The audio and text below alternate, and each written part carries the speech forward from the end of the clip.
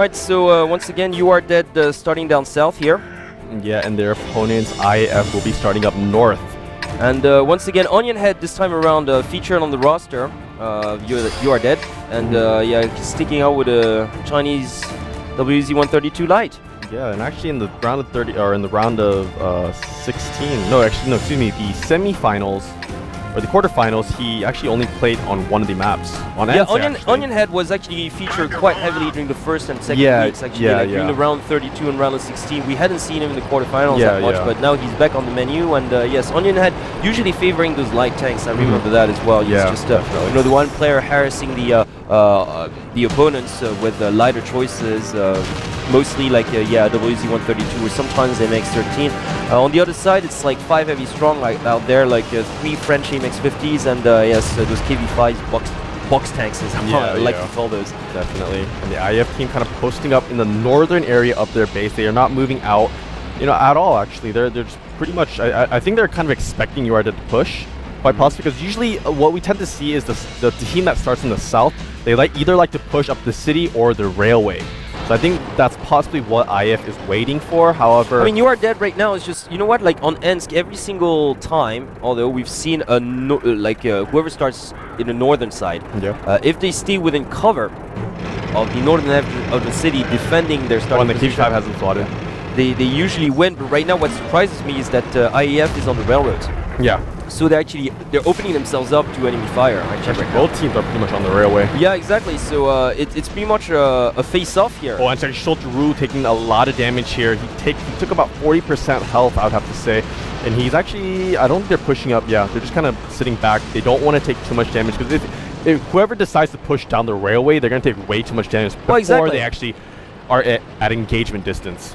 Indeed, indeed, and you know what? If I were IAF playing on Ensk right now, I'd just go for a city push. Like I'm sort of surprised at their choice right now. Not even commit to a full city push, but sort of go within the city boundaries at least, and just completely block that way. Yeah, well, because if anybody's going to make a railroad or forest push, is usually the team that starts down south. I mean, that's what we've seen over and over again on Ensk so far. But right now, I got to say that this is a pretty unconventional setup here by AF Professional, but finally I think they're just moving towards the city now. Yeah, it looks like they will try and push towards the city.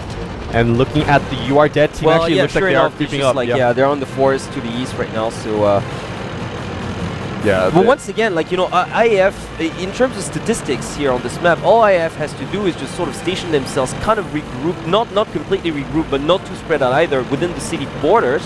And then whenever it is that if the UR Dead decides to go for a capture, then basically there's just going to be like sitting ducks out there. That's what we've seen happen time and time again, and that's probably why you know, UR Dead is not committing for a full push. As you had mentioned, was like Soldier Wu had taken quite a bit of damage as well.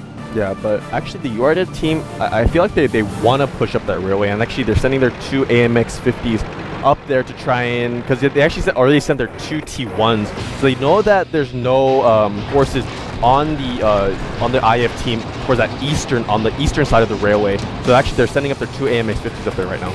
Yeah, they are indeed. Those AMX-50s, if they stay under cover, could provide just quite a bit of fire power and damage subsequently. But right now it's just you know, the 2 AMX-50s on the IF Professional side are camped up to the northern edge of the city. I feel like the IF team knows, they're expecting, or they're anticipating. Like, well, you know what? Like, this is what any team playing on the northern side should actually do.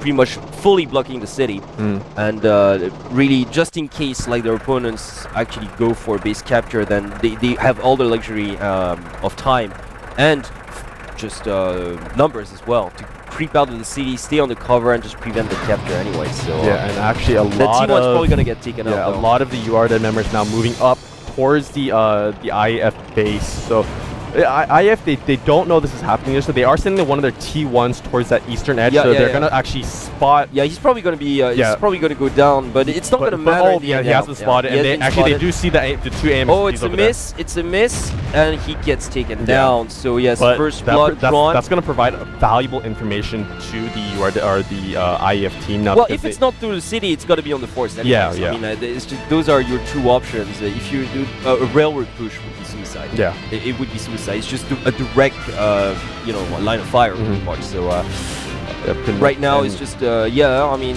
it's quite insignificant that T1 lost. Though I mean, yeah, Drew Angela X beat got that first kill, but well. Exactly. All you gotta do is just like stay on the cover, like at the edge of the city. You've got walls, you've got buildings, you got, you know, it's just if anybody tries to go for a capture, it's just it would be suicide anyway. So yeah. And actually, I would have expected the You Are Dead team to actually move back a little bit, to pull back, because they were spotted by that T1. But it looks like they're still kind of around. Well, I mean, the thing is, if you stay up there, and for instance, IF Professional, foolishly enough, like would decide to go for a base capture down south, then basically you need to stay close enough. Like, yeah, you're right there for base capture yourself. So it's a stalemate position, pretty much. They can't commit for base capture. They know this. If they try to capture the base in numbers, like, well, pretty much IF Professional did on White Park, they would just be sitting ducks. Yeah. So they're not going to do that. But just their presence up there to the northeast guarantees that. Sort of guarantees that that IF on the other side would not go for their own capture down south. So actually, yeah, what I feel like the You Are Dead team is thinking is they're expecting the IF team to actually try and capture their base. So actually, they're keeping. They left the KV5 just for that, and of course the WZ-132 quite mobile as well. So try to spot enemy tanks that would just try to go for something sneaky. But right now, and I can't blame IEF for that. IEF is just doing a very standard sort of defensive setup for Ensk. When you play on the northern side, you have the advantage. Yeah. Like in terms of if you decide to not camp, but it's just we've seen a lot of times a southern capture, successful southern base captures, whereas we have yet to see the northern base getting captured. We haven't seen it once. Yeah. Not once. That it's just a testimony to how difficult it is to actually overtake this position. So I can't really blame IEF Professional for just camping, because it's not really camping. It's a constant threat.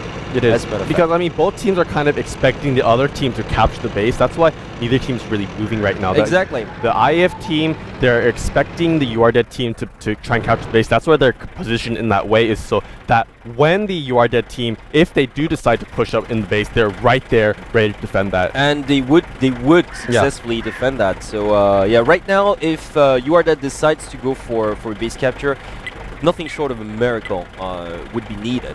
Yeah. For them to actually succeed. I mean, look at that that starting area. There's nothing out there to cover yourself from. On the other side, you can come out from the city, from the railroad. You got wagons, you got walls, you got buildings. So even basically, if you don't get like 100% like accuracy in terms of your shots, you're still on the cover. Yeah. Whereas like anybody who tries to capture that flag would just be. Well, pretty much a sitting duck. It'd be target practice, and we've seen it happen over and over again. So once again, I think it's very smart of You Are Dead not to commit to that. Yeah, both teams actually playing this quite smart, because pretty much whoever is the aggressor is most likely going to lose this engagement. Yes, indeed. Yeah. You know what? If there has to be an aggressor on this map, we've seen it before. It has to be IF. Yeah, it has to be the team that starts on the northern side. Yeah. Usually if this other team does aggress, and usually it's a city push. Yeah. But quite surprisingly, both teams were exchanging like shots like on the railroad from the very get-go. That was the one thing that was not expecting on Ensk.